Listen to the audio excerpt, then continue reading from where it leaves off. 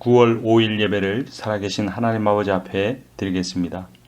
우리를 창조하시고 우리를 구원하셨을 뿐만 아니라 우리를 단 한 번도 잊지 아니하시고 기억하시는 하나님, 우리도 살아가며 주님을 기억하기 원합니다. 우리의 날마다 드리는 예배가 하나님을 기억하기 위함이며 그 하나님의 사랑과 은혜와 영광을 찬양하기 위함임을 주님 앞에 고백합니다. 이 예배하는 모든 이들 가운데 삶에서 이 예배의 시간만 아니라 이 예배 위의 시간 하루 종일 하나님을 기억하며 살게 역사하여 주시옵소서. 예수 그리스도의 이름으로 기도합니다. 아멘. 창세기 40장 1절부터 끝절 23절까지 성경 본문을 통해 세상 사람 다 나를 잊어도 하나님 나를 잊지 않으신다라는 제목으로 하나님의 말씀을 증거하겠습니다. 인간에게 있어서 가장 기쁜 일은 무엇일까요? 보람 있는 일은 무엇일까요? 그것은 누군가가 나를 기억해 주는 것일 겁니다. 누군가를 기억한다는 것은 그 사람을 사랑한다, 고마워한다 이런 의미일 겁니다. 나에게 무엇을 해주지 않아도 나를 기억해 주고 나에게 소식을 전하는 사람이 있다면 그로 인하여 나는 행복할 것입니다. 그런데 내가 아무리 사랑을 베풀어도 사람들은 쉽게 잊어버립니다. 눈에 보이지 않으면 그 사람을 기억하는 경우는 많지 않습니다. 그래서 내가 그에게 베풀었던 사랑이나 친절과 섬김을 그가 기억해 주지 못하는 것에 대해서 아쉬워하는 마음을 갖게 될 수도 있을 겁니다. 사람에게 실망하는 것입니다. 그러나 우리가 꼭 기억해야 할 일이 있습니다. 세상 사람 다 나를 잊어도 하나님 날 잊지 않으신다는 사실입니다. 하나님은 오늘도 우리를 기억하고 계십니다. 우리가 잘되고 우리가 하나님께 충성하고 봉사하고 순종할 때뿐만 아니라 우리가 잘못되고 우리가 불순종하고 우리가 하나님 앞에 신실하지 못할 때조차도 하나님을 우리를 기다리시고 우리를 기억하십니다. 그러므로 우리도 하나님을 늘 기억하고 우리가 그 하나님을 전하는 삶을 살아야 합니다. 요셉의 인생을 보면 참 억울합니다. 그는 형들에게 의해 애굽으로 가는 이스마엘 상인들에게 팔렸고 또 보디발의 집에 가서 노예였지만 성실하게 일해 그 집에 청지기까지 되었지만 또 보디발의 아내로 인하여 억울한 누명을 쓰고 감옥에까지 가게 되었습니다. 보디발도 그를 기억하지 못했습니다. 자신이 청지기로 있을 때 보디발의 집에 있던 자기 수하에 있던 많은 하인들도 자기를 기억해 주는 사람은 없었습니다. 어두운 감옥 속에 있으면서 야곱은 얼마나 힘들었을까요? 그럼에도 불구하고 야곱은 참 다른 모습을 보여줍니다. 창세기 40장 4절을 보면 친위 대장이 요셉에게 그들을 수종들게 하매 요셉이 그들을 섬겼더라. 그들이 갇힌 지 여러 날이라 옥에 갇힌 애굽 왕의 술 맡은 자와 떡 굽는 자 두 사람이 하룻밤에 꿈을 꾸니 각기 그 내용이 다르더라. 요셉이 감옥에 있는 다른 죄수들을 섬겼다는 것입니다. 친위 대장은 즉 보디발은 요셉에게 그들을 관리할 수 있는 권세를 줬습니다. 근데 요셉은 그 권세로 그들을 억압하거나 그들을 복종하게 하는 어떤 그런 일을 한 게 아니라 섬기는 일을 했습니다. 그 섬기는 일은 구체적으로 6절에 나타납니다. 아침에 요셉이 들어가 보니 그들에게 근심의 빛이 있는지라 들어가 보았다라고 합니다. 이브리어 라아는 자세히 보다라는 겁니다. 죄수들의 얼굴빛을 살폈습니다. 그들의 삶을 들여다보았습니다. 그들에게 근심이 있는지, 그들의 기쁨이 있는지, 그들에게 희망이 있는지, 절망이 있는지 살펴본 것입니다. 그리고 볼 뿐만 아니라 그는 묻습니다. 7절에 보면 요셉이 그 주인의 집에 자기와 함께 갇힌 바로의 신하들에게 묻되 어찌하여 오늘 당신들의 얼굴에 근심의 빛이 있나이까? 세 가지입니다. 4절에서는 섬겼다라고 말하고 6절에서는 자세히 보았다라고 하고 7절에서는 구체적으로 물었다라고 합니다. 이것이 섬김의 매우 중요한 모습입니다. 우리 인생에 억울하고 힘든 일들이 많습니다. 그 상황 속에서 어떤 사람은 불평하고 원망하고 때로는 자포자기하고 살아버립니다. 그러나 어떤 사람은 요셉처럼 다른 사람을 섬깁니다. 나도 억울하지만 다른 사람을 섬길 수 있다는 것, 이거 그리스도인의 매우 중요한 자질입니다. 이것이 우리의 사명입니다. 우리가 해야 할 일입니다. 교회가 이 시대에 감당해야 할 일입니다. 코로나 시대에 많은 사람들이 자신의 건강만 신경 쓰고 나만 마스크 잘하면 된다라고 생각할지 모르지만 어떤 사람은 그 마스크를 제작해서 다른 사람에게 나누어 주고 코로나로 인하여서 일하지 못하는 사람을 배려하고 돌보는, 우리가 모든 사람은 돌볼 수 있는 것은 아니지만 주변에 있는 사람들을 그렇게 돌볼 수 있는 마음을 갖고 돌아보고 물어보고 구체적으로 섬기는 일, 이것은 우리의 사명이며 하나님께서 요셉에게 주신 꿈이었습니다. 그런데 그 요셉이 그렇게 섬기는 장소가 어디입니까? 감옥이었습니다. 감옥은 절망의 장소입니다. 그렇게 섬긴들 그에게 어떤 희망을 가질 수 있는 환경이 아니었다는 겁니다. 여러분, 그런데 인생은 언젠가 탈옥하고 석방되어야 할 감옥과 같습니다. 그러나 요셉의 삶의 모습을 통해 우리가 배우는 교훈이 있습니다. 그것은 감옥과 같은 인생 안에도 사랑이 있고 섬김이 있고 희망이 있다는 겁니다. 어찌 보면 목회가 그런 것 같습니다. 그런데 참 저도 목회자이지만 잘 안 됩니다. 요셉과 같은 자질이 저에게 너무나 부족합니다. 그런데 제 마음 안에 영혼을 긍휼히 여기는 뜨거움이 있습니다. 하나님의 말씀을 전하지 않고는 견딜 수 없는 어떤 열정 같은 것이 있습니다.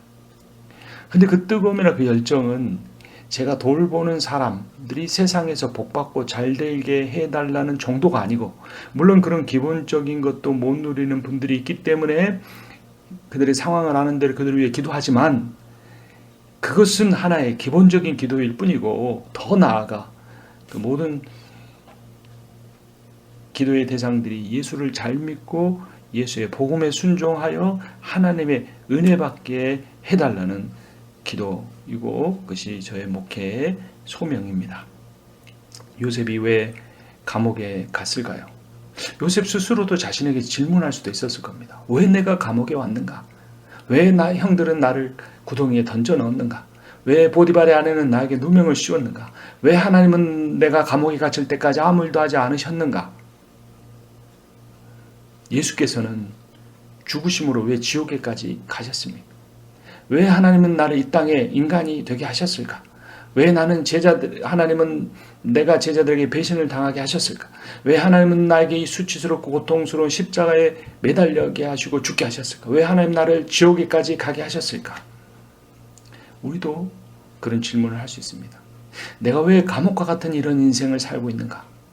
미국에 처음에 올 때는 희망을 가지고 왔지만 이민생활이 이렇게 힘들 줄 몰랐는데 왜 하나님 이곳에 있게 하셨는가? 왜 하나님 나를 이 한국 땅의 시골과 같은 곳에 있게 하시는가? 왜 하나님 나에게 서울에까지 오게 하셨는데 이곳에서 이렇게 어려운 삶을 살게 하시는가? 여러 질문을 할 수 있습니다. 그런데 중요한 것은 내가 어디 있느냐라는 것이 아니라는 겁니다. 중요한 것은 내가 거기서 어떤 위치에 있느냐, 무엇을 소유했느냐, 내가 얼만큼 세속적 야망을 실천했는가, 이뤘는가가 중요한 것이 아니라는 겁니다. 감옥과 같은 세상에 살면서도 그것이 감옥인 줄 모르고 죽어가는 영혼들을 구원하기 위한 우리는 이 땅에 보내졌고, 이 땅으로부터 하나님의 백성으로, 교회로 부름을 받았다는 것입니다. 요셉 주변에 여러 고위 관리들이 있었는데 술관원과 떡관원이 있었습니다. 술관원은 구원을 얻었으나 떡 굽는 관원은 구원을 얻지 못했습니다. 우리는 누가 구원을 얻을지 모릅니다. 그러나 하나님께서 구원하기로 작정한 이들을 구원하는 도구로 우리가 사용되어야 합니다. 요셉은 자신이 해몽하는 것이 아니고 하나님이 그 꿈을 해석해 주신 거라고 고백합니다. 그러니까 자신은 단지 하나님의 그 해몽을 알리는 도구에 불과하다는 겁니다. 우리 역시 마찬가지입니다. 복음을 전하는 것이 복음 전도자를 높이는 것이 되지 않고 하나님을 높이는 것이 되어야 합니다. 내가 가진 은사를 가지고 교회를 섬기는 일이 나를 높이는 것이 되지 않고 그 은사를 주시고 그 은사를 활용할 수 있게 해주신 하나님을 높이는 것이 되어야 합니다. 하나님이 내 인생에 주신, 내 자녀에게 주신 물질과 명예와 권세와 능력을 통해 오직 주님을 높여야 합니다. 요 근래 나는 하나님을 얼마나 높였습니까? 우리의 마음에 사람에 대한 생각을 너무나 많이 깊이 담아두지 말고 우리의 말 속에 사람에 관한 평가 너무나 많이 두지 말고 우리의 입술에 우리의 마음에 하나님을 깊이 두고 그 하나님을 자주 말하고 높이는 일을 행해야 합니다. 우리는 자녀들에게 얼마나 하나님에 대해서 이야기합니까? 우리는 자녀들을 평가하려고 하지 않아야 합니다. 우리는 우리의 배우자를 평가하려고 하지 않아야 합니다. 우리는 그들에게 하나님의 선하심과 하나님의 자비하심을 가르치고 전하고 또 우리의 인격과 말과 행동을 통해 그 하나님을 드러내려고 합니다. 그렇지 않으면 세상은 절망만 가득 찬 감옥과 같은 곳입니다. 시편 37편 5절은 이렇게 말합니다. 너의 길을 여호와께 맡기라. 그를 의지하면 그가 이루시고 너의 의를 빛같이 나타내시며 너의 공의를 정오의 빛같이 하시리로다. 우리는 예수로 말미암아 모든 빚을 탕감받은 자들입니다. 마태복음 18장 32절을 보면 이에 주인이 그를 불러다가 말하되 악한 종아 네가 빌기에 내가 너의 빚을 전부 탕감하여 주었거늘 내가 너를 불쌍히 여김과 같이 너도 내 동료를 불쌍히 여김이 마땅하지 아니하냐 하고, 예수를 믿는다는 말은 예수 때문에 우리의 모든 빚이 탕감받았다는 의미입니다. 예수를 믿는다는 말은 예수로 인하여 우리의 모든 죄의 책임을 전부 용서받았다는 것입니다. 그러므로 우리는 하나님께서 우리를 불쌍히 여김과 같이 우리도 우리의 주변에 있는 사람들을 불쌍히 여겨야 합니다. 이것이 믿음입니다. 주변에 있는 사람들을 불쌍히 여기는 것.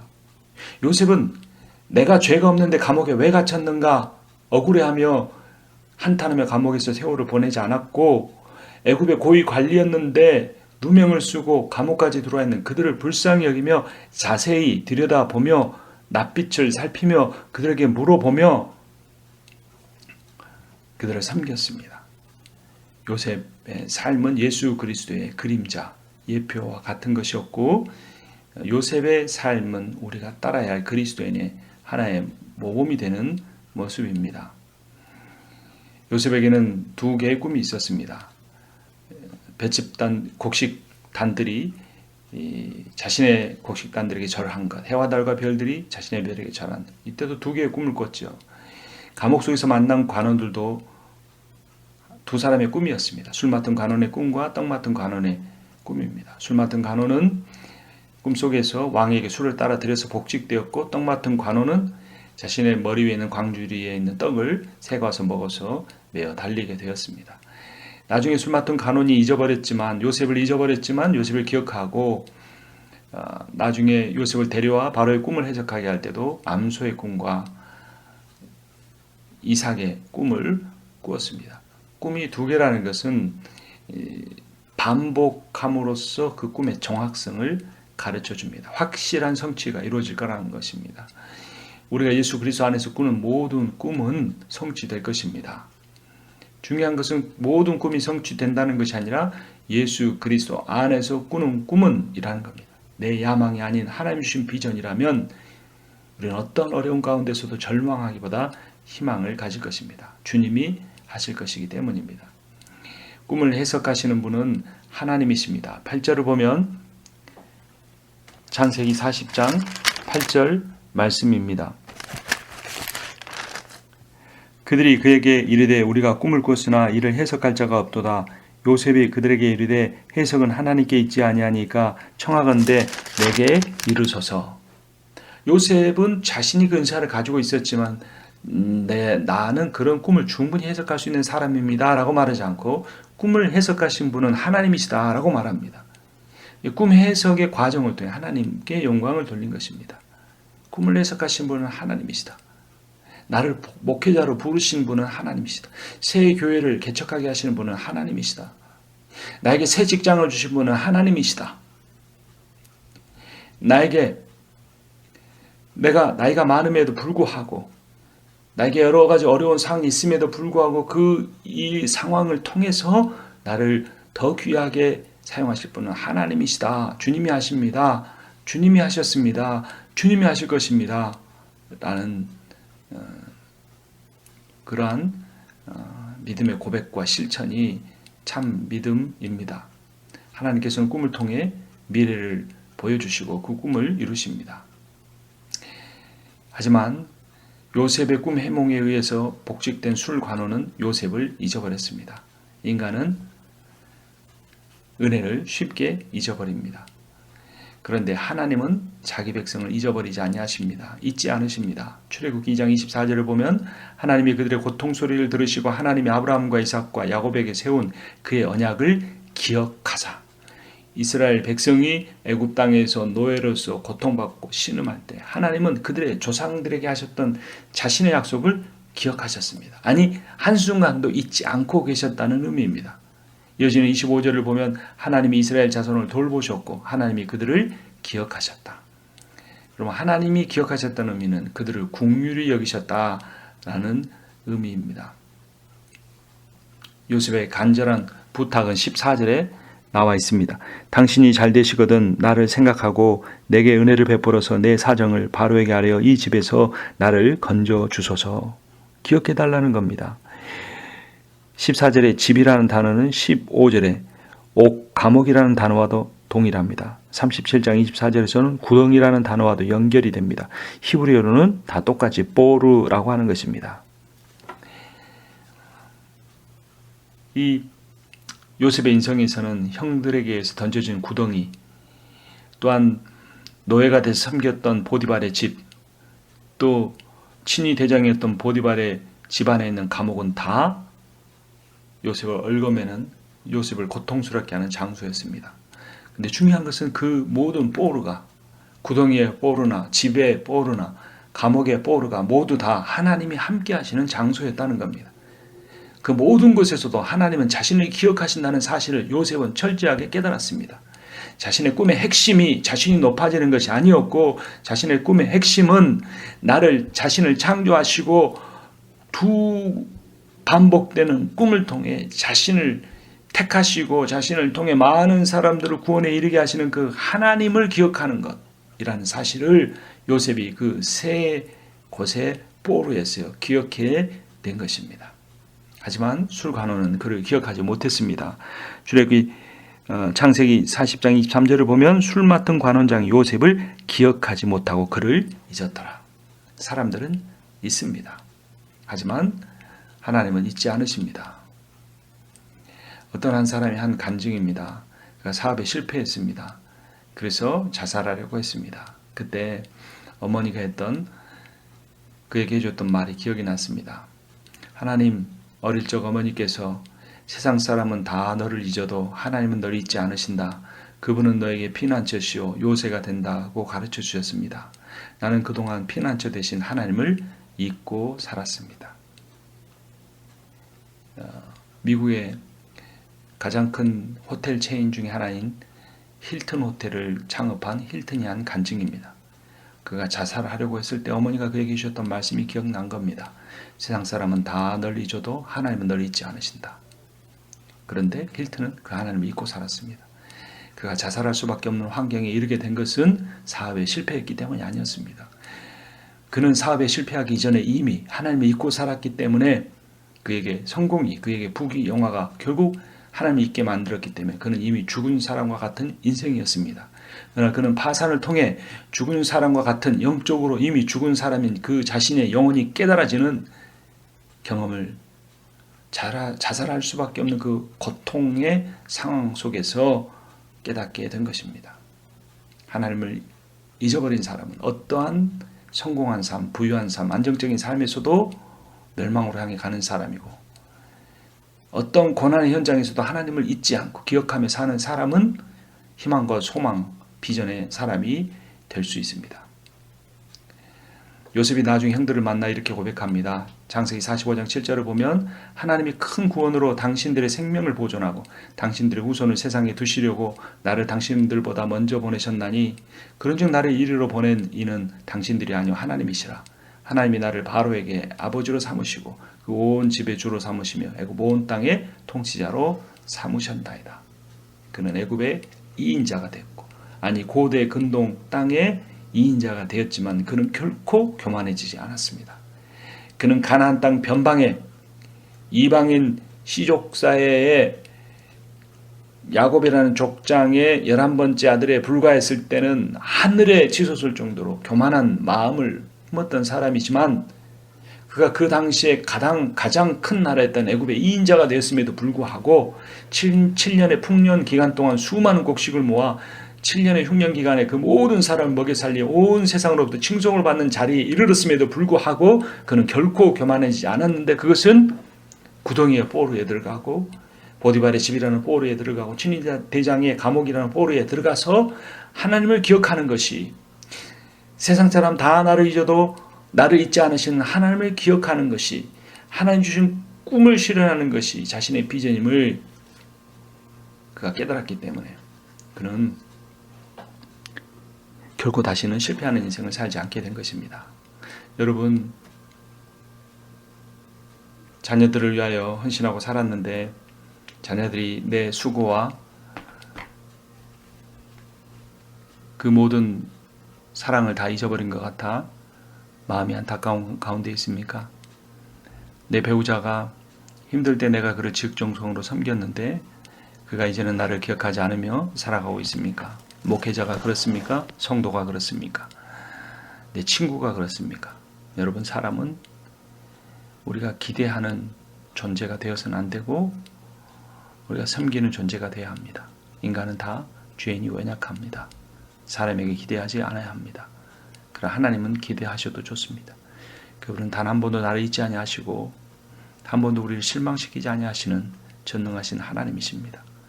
그분을 기억하며 살아갈 때 오늘도 우리는 우리를 기억해 주시고 우리에게 하신 약속을 기억하시며 우리를 이 구덩이와 같은 인생에서 꺼내어 영광의 나라에 영원한 생명을 주신 하나님을 기억하며 그분과 동행하시는 축복된 하루가 되시기를 주님의 이름으로 축원합니다. 기도합니다. 오 하나님, 온 세상이 코로나 감염병으로 인해 절망하고 있는 것 같지만 그것은 기껏 바이러스에 불과함을 우리는 선포하고 고백합니다. 바이러스보다 더 위대한 온 우주를 창조하신 하나님을 믿는 자이기에 우리가 조심하기는 하되 그러한 것들을 두려워하지 않게 하여 주시옵소서. 하나님 주신 비전이라면 이러한 상황 속에서 오히려 고통받고 있는 사람들을 돌보며 섬길 수 있도록 역사하여 주시옵소서. 아버지 하나님, 우리가 말씀을 듣고 은혜 받을 뿐만 아니라 이 말씀을 또한 다른 사람에게 전하게 하여 주시옵소서. 예수 복음 전하는 우리의 사명임을 기억하며 살기 원하오니 하나님을 잊어버린 인생 되지 않도록 역사하여 주시옵소서. 아버지, 오늘도 질병으로 인하여 고통 가운데 있는 이들이 있습니까? 경제적인 어려움으로 인하여 당장 내일을 걱정해야 하는, 다음 달 렌트비를 걱정해야 하는 사람들이 있습니까? 하나님, 저들을 불쌍히 여겨 주시옵소서. 오랫동안 집안에 머물므로 답답하며 아버지 여러 가지 심리적인 공황장애가 있는 사람들이 있습니까? 아버지, 저들을 불쌍히 여겨 주시옵소서. 지나온 수십 년의 인생을 돌아보며 아무런 것도 남지 않았다고 절망 가운데 있는 이들이 있습니까? 하나님 아버지, 우리의 뇌세포나 몸의 각 내장 기관이나 심장이나 모든 세상의 우주의 법칙이나 수천 수조 개의 그러한 별들까지 다 운행하시는 하나님이 나를 기억하신다 를 기억하며 새로운 희망을 가지며 오늘 하루도 능력 있게 지혜롭게 살게 하여 주시옵소서. 예수 그리스도의 이름으로 기도합니다.